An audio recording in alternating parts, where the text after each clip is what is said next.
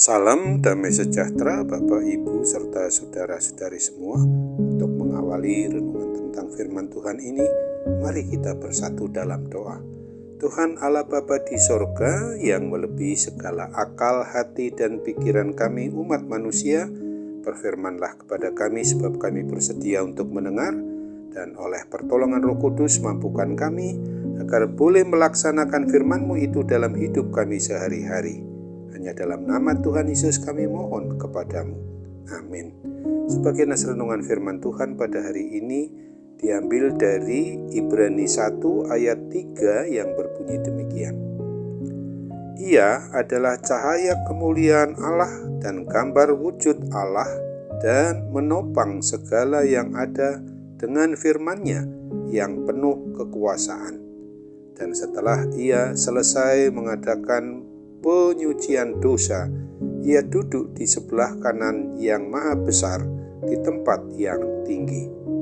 Sebagai tema yang diangkat dari nas renungan kita ini adalah tetap pada Kristus sebagai pilihan utama. Jika diperhadapkan dengan pilihan makan ayam atau makan daging, makan tempe atau makan tahu, maka setiap kita mungkin memiliki jawaban berbeda karena preferensi pribadi kita, pertimbangan yang tertentu yang kita pikirkan sehingga memiliki hal yang berbeda-beda di dalam memilih yang satu lebih daripada yang lain.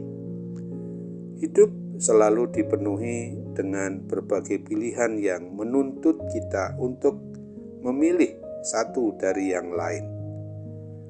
Tentu saja dengan berbagai alasan yang bisa disampaikan bahwa sesuatu yang kita pilih itu lebih baik, bahkan yang terbaik bagi kita. Surat kepada umat Ibrani atau umat Israel ini ditujukan kepada orang-orang yang sudah mengaku sebagai orang yang percaya kepada Kristus, yang sebenarnya sedang mengalami kemunduran rohani karena kembali pada praktek keagamaan Yahudi mereka. Walaupun sudah menjadi orang Kristen, orang yang beriman kepada Kristus, mereka justru memilih kembali pada kepercayaan lama, yaitu melakukan upacara-upacara agamawi dan memberikan persembahan korban yang dilakukan pada zaman Musa. Mereka mulai melupakan anugerah keselamatan sempurna yang telah dilimpahkan melalui Tuhan Yesus Kristus. Kitab atau surat yang ditulis dan ditujukan kepada umat Ibrani ini menyampaikan pesan bahwa Kristus lebih superior, lebih keabsolutannya harus diandalkan, lebih unggul dan lebih utama dibanding segala sesuatu. Kristus diungkapkan lebih tinggi daripada Musa pada kitab Ibrani 3 ini. Nabi besar yang dihormati orang-orang Yahudi karena membawa bangsa Israel keluar dari tanah perbudakan Mesir. Kristus juga dikatakan lebih tinggi dari imam besar Harun, Ibrani 7. Bagi orang Yahudi, seorang imam memiliki peran sangat penting sebab menjadi perantara dan juru damai antara manusia berdosa dengan Tuhan Allah.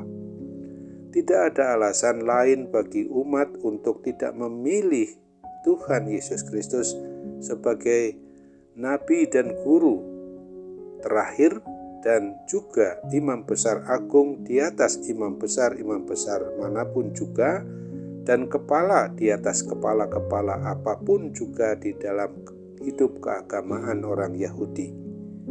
Tuhan Yesus Kristus yang sekarang duduk di sebelah kanan yang maha besar di tempat yang maha tinggi sebagai raja di atas segala raja-raja. Jika Kristus telah menunjukkan keunggulannya dalam pribadi dan karyanya, maka tidak ada alasan lagi bagi kita umat manusia ini untuk memilih yang lain. Tidak ada hal lain di dunia ini berupa kekayaan, kekuasaan, kedudukan, dan lain sebagainya yang bisa mengalihkan fokus pikiran dan hati kita dari menyembah dan meninggikan Dia. Tidak ada yang lebih utama di dalam hidup kita selain Kristus sendiri. Tuhan Yesus Kristus adalah yang telah, sedang, dan terus sebagai satu-satunya pilihan kita yang utama untuk kita imani, untuk kita percayai dengan segenap hati, dengan segenap jiwa, dan dengan segenap akal budi kita. Untuk itu marilah kita membiasakan diri kita untuk menjadikan Kristus sebagai yang utama di dalam seluruh aspek dari kehidupan kita ini. Kita harus meyakinkan diri kita bahwa Kristus lebih unggul dan utama dari segala yang ada di dunia ini. Sesungguhnya tidak ada yang lebih utama dalam hidup kita, umat manusia ini, selain hanya Kristus saja. Oleh sebab itu ingatlah akan firman Tuhan sebagaimana dituliskan dalam Kisah Para Rasul 4 ayat 12 ini. Dan keselamatan tidak ada di dalam siapapun juga selain di dalam Dia, sebab di bawah kolong langit ini tidak ada nama lain yang diberikan kepada manusia yang olehnya kita dapat diselamatkan. Amin. Mari kita kembali bersatu dalam doa. Tuhan Allah Bapa di surga, terima kasih untuk kebenaran firman-Mu hari ini telah mengingatkan kami, supaya kami apabila harus menentukan pilihan dalam penyembahan, maupun yang kami percaya, yang kami imani, tetap pada Kristus sebagai pilihan utama.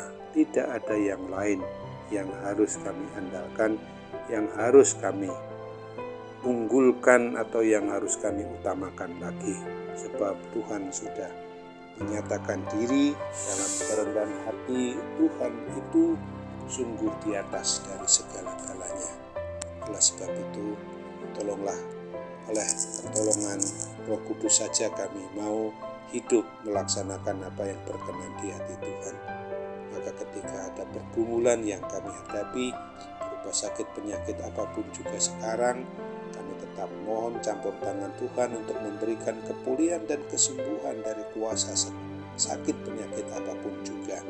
Karena kami tahu Tuhan sungguh kami boleh andalkan dari seluruh aspek diri kami ini. Dalam nama Tuhan Yesus jadilah kehendak-Mu bukan kehendak kami. Amin.